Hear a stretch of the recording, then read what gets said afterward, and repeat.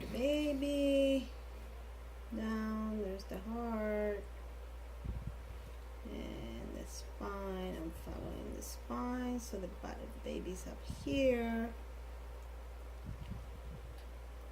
That's the placenta right there. Okay, so my placenta's in the top right here. It's right over here. Okay. Yeah, it's fondo. Yeah. And this are feet. This for food. Right. Mm-hmm. That's the head. Baby's facing down, so we're not going to be able to see their face. Face already down. Yep, face is down. Can't see. Not showing face at all. Yep. That's the head. Yep, there's baby showing no face. Alright, so does that mean he's dropped already?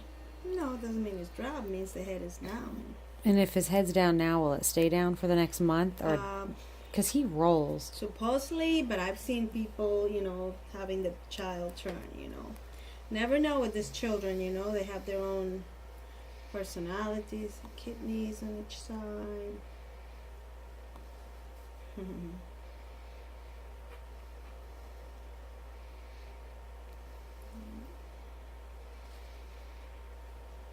Just turn backwards. Okay. Right on top of the head. And that's the back of the head.